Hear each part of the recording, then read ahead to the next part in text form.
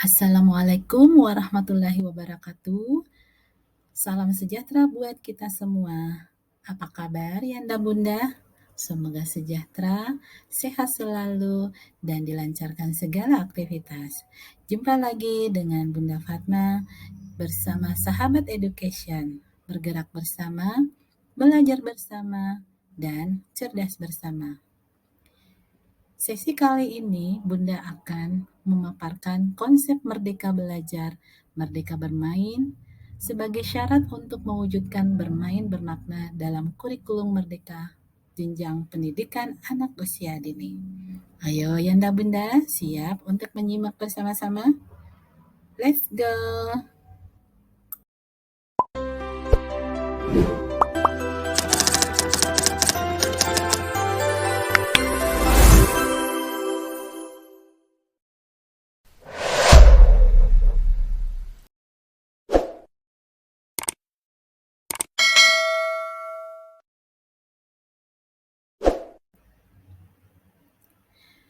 Kurikulum Merdeka menguatkan kembali pentingnya bermain bermakna dan kegiatan berbasis buku bacaan anak sebagai salah satu strategi penguatan literasi dini dan karakter anak sebagai perwujudan pendidikan Ki Hajar Dewantara.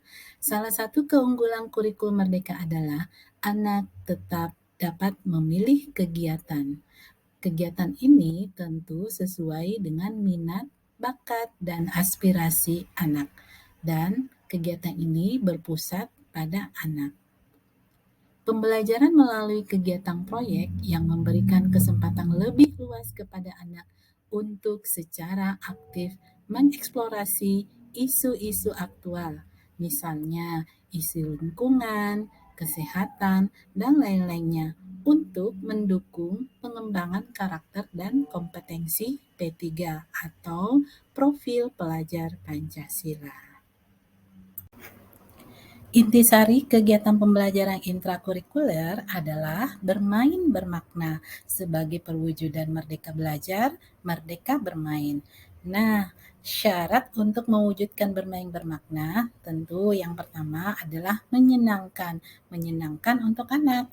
Kemudian adanya dukungan sumber belajar yang nyata. Jika tidak tersedia secara nyata, ini dapat dihadirkan dengan dukungan teknologi, misalnya menggunakan video-video pembelajaran yang diambil dari YouTube, ya, atau silahkan Yanda Bunda membuat video sendiri, kemudian diputarkan kepada anak-anak. Yang keempat, menggunakan buku bacaan. Nah, disarankan menggunakan pendekatan tematik ya, tematik terintegrasi atau pendekatan secara integrasi. Dan ini disesuaikan dengan pilihan anak, sesuai situasi dan kebutuhan anak. Syarat berikutnya untuk mewujudkan bermain bermakna. Pembelajaran bersifat children center, artinya fokus pada pengembangan kompetensi dengan memperhatikan karakteristik anak, minat, dan gaya belajarnya. Guru di sini bertindak sebagai fasilitator, bukan sebagai penentu. Artinya, guru bertanggung jawab memfasilitasi atau mewadahi segala bentuk aktivitas main anak, memberikan kebebasan atau kesempatan untuk memilih sendiri aktivitas mainnya, seperti bermain dengan siapa, menggunakan alat main apa, dan bagaimana cara memainkannya. Memberikan pengalaman langsung, ini juga sangat penting buat anak, dengan mengajak anak pada sumber belajar yang dekat dengan lingkungan anak. Kurikulum Merdeka juga mendukung pembelajaran berbasis kearifan lokal atau potensi alam yang ada di lingkungan sekitar. Yanda Bunda, hal yang paling penting, paling utama sebelum kegiatan main dilaksanakan dalam proses pembelajaran di sekolah adalah guru melakukan penataan lingkungan main. Nah, bagaimana menata lingkungan main yang bermakna? Pada gambar ini, Yanda Bunda bisa melihat bahwa kegiatan ini adalah kegiatan yang ada di sentra bahan alam, di mana bahan-bahan yang digunakan seperti biji-bijian, pasir, air, ranting-ranting, dan berbagai alat dan bahan yang bersumber dari alam. Nah, untuk di sentra balok, dalam kegiatan proyek kecil, anak melakukan eksplorasi dan memanipulasi benda-benda yang digunakannya dalam kelompok kerjanya. Silahkan Yanda Bunda menggunakan kalimat pemantik ketika anak melakukan eksplorasi atau berkegiatan. Anak diajak untuk berdiskusi dengan teman kelompoknya. Pastikan suara mereka tidak terdengar oleh kelompok lain atau suara mereka hanya didengar oleh teman kelompoknya sendiri agar bisa fokus saat berdiskusi atau saat berkegiatan. Di sentra balok ini kegiatannya adalah proyek kecil. Banyak aktivitas yang anak bisa lakukan dengan menggunakan balok. Di sentra main peran makro, anak memanipulasi alat main dan benda-benda di sekitarnya, menggunakan alat sesuai dengan fungsinya, mengembangkan kemampuan literasi, dan menumbuhkan rasa empati. Dalam penata lingkungan main di sentra main perang makro, pastikan menggunakan alas. Boleh juga menggunakan meja, karpet, dan box. Bisa juga menggunakan kardus-kardus bekas dan lain-lainnya untuk meletakkan alat main agar alat main tidak terlihat berantakan dan dapat dibereskan dengan mudah oleh anak didik kita. Nah, Yanda Bunda, bagaimana penata lingkungan main yang bermakna untuk model pembelajaran kelompok? Nah, coba Yanda Bunda memperhatikan gambar ini. Dalam satu kelas, dalam satu kelas itu minimal 2 penataan lingkungan main. Minimal 2. Dalam satu penataan lingkungan main, dalam satu penataan lingkungan main itu pastikan ada 3 jenis main. 3 jenis main itu adalah main sensori motorik, kemudian yang kedua adalah main pembangunan, dan yang ketiga adalah main peran. Setiap penata lingkungan main, misalnya lingkungan main 1, terdapat 3 jenis main tadi. Misalnya, alat main pembangunan menggunakan balok untuk penataan lingkungan 1. Kemudian, untuk penataan lingkungan main 2 menggunakan alat main utama seperti Lego. Untuk alat main tambahan disesuaikan dengan topik-topik yang dikembangkan atau diceritakan kepada anak-anak. Misalnya, topik itu berkaitan dengan buah-buahan. Aku suka makan buah apel, misalnya topiknya seperti itu. Maka, alat main pendukung atau tambahan itu seperti buah-buahan ya, baik miniaturnya, gambar-gambarnya, dan sebagainya. Adapun alat pijakan main yang kedua boleh juga disesuaikan dengan topik-topik. Yanda Bunda pastikan setiap penataan lingkungan main itu terdapat literasi dan numerasi. Literasi berupa huruf-huruf ya atau mengenalkan simbol-simbol. Pastikan juga terdapat numerasi atau angka-angka sesuai dengan capaian perkembangan anak. Kalau dilihat dari gambar ini, ada model kelompok dan ada model pembelajaran sentra ya. Untuk model pembelajaran kelompok, pastikan ketika menata lingkungan main menggunakan 2 jenis alas. Alas yang pertama pada bagian atas itu adalah alas alat main. Alas-alat main ini adalah untuk menata alat dan bahan mainan yang akan digunakan dalam satu pijakan lingkungan. Kemudian alas yang kedua lebih besar dari alas alat main tadi, yaitu alas berkegiatan atau alas untuk bermain, di mana anak-anak melakukan eksplorasi di atas alas main tersebut. Kenapa harus ada alas? Untuk memastikan bahwa anak berkegiatan pada alas tersebut atau sebagai pembatas ya, agar alat dan bahan itu tidak berserakan di mana-mana pada ruang kelas atau ruang yang digunakannya. Sedangkan model pembelajaran sentra, setiap alat main atau bahan itu terdapat alas atau meja yang disiapkan. Wah, ini keren sekali penataan lingkungan mainnya ya. Di sini menggunakan meja, box-box sesuai dengan klasifikasi alat mainnya. Kemudian anak menggunakan meja yang kosong lalu mengeksplorasi alat dan bahan yang disiapkan. Yang sebelahnya lagi menata lingkungan main di loker atau di lemari. Wah, keren sekali. Kalau kelas kita seperti ini penata lingkungan mainnya, tentu anak akan merasa nyaman, senang, bahagia, dan tentu kegiatan bermainnya akan lebih bermakna. Selain menggunakan alat main di dalam kelas, anak juga bisa diajak eksplorasi alam yang bermakna.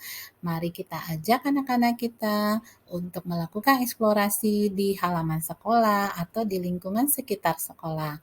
Memperkenalkan tanaman, jenis-jenis tanaman, bentuk-bentuk daun, ranting-ranting, cara merawat tanaman, ya, atau cara menyiramnya, kemudian mengenalkan juga simbol-simbol huruf berkaitan dengan tanaman yang mereka eksplorasi.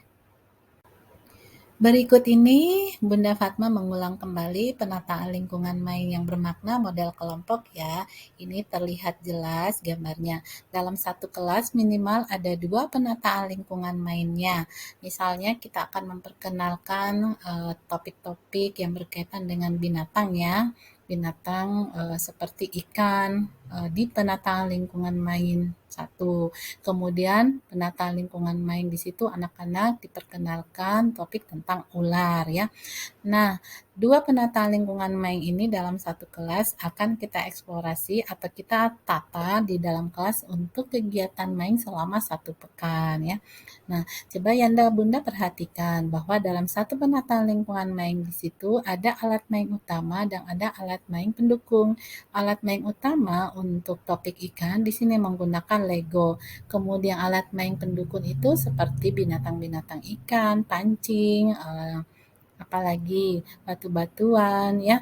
Kemudian alat main lospar seperti biji-bijian, batu-batuan, kerang-kerang dan sebagainya. Pastikan dalam setiap penataan lingkungan main itu terdapat literasi dan numerasi.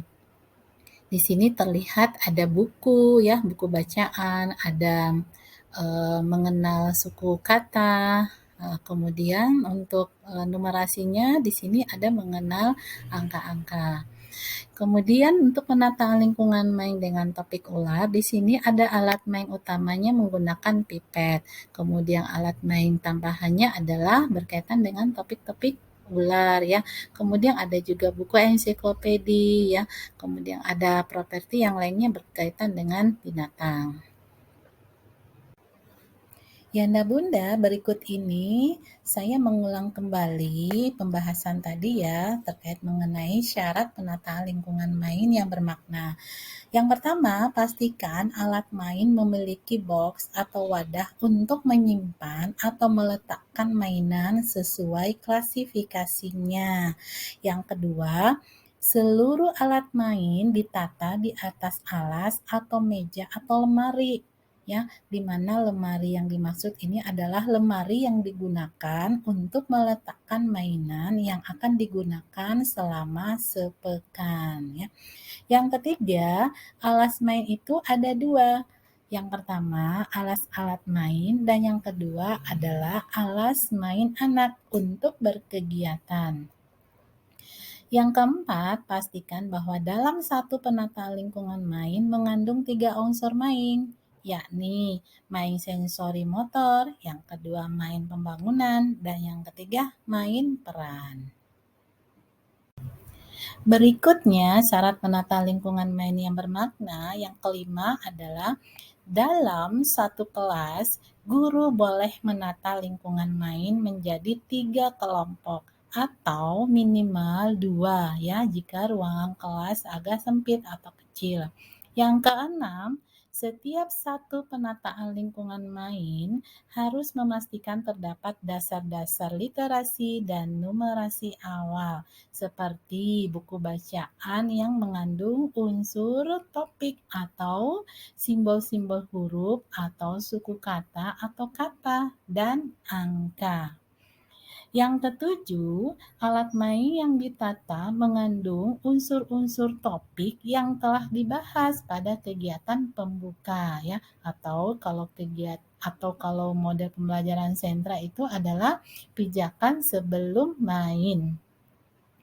Yang kedelapan, alat dan bahan yang digunakan bisa berupa miniatur, lospar, bahan sisa, limbah, dan lain-lainnya.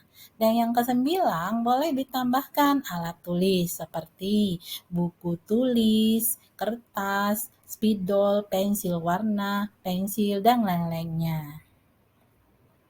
Nah, bagaimana jika alat main di sekolah kurang? Tentu pastikan penataan lingkungan main disesuaikan dengan alat yang dimiliki oleh sekolah.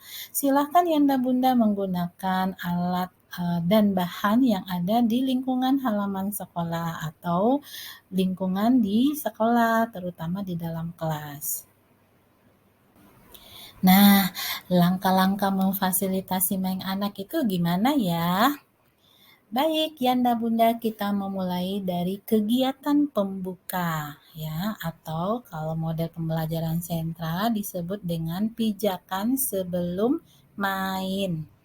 Yang pertama, ajak anak duduk melingkar atau bentuk U dengan mempersiapkan fokus anak untuk diskusi tentang materi pembelajaran atau topik pembelajaran.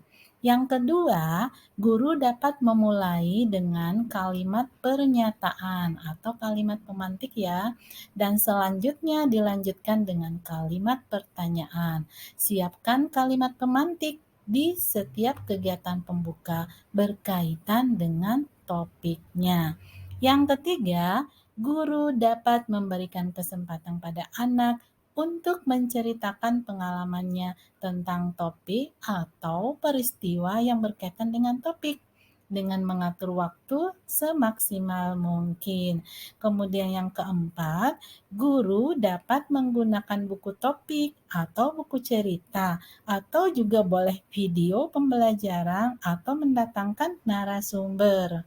Yang kelima, guru dapat mengajak anak bermain tepuk atau yel-yel ya, atau menyanyikan lagu topik agar anak dapat kembali fokus pada pembahasan topik. Nah, bagaimana memfasilitasi kegiatan main pada kegiatan inti atau kegiatan pijakan saat main? Nah, untuk sesi berikutnya kita akan ketemu ya, Yanda Bunda. Pastikan Yanda Bunda tetap pada channel Fatmawati Yusuf bersama Sahabat Education. Bergerak bersama, belajar bersama, dan cerdas bersama. Wassalamualaikum warahmatullahi wabarakatuh.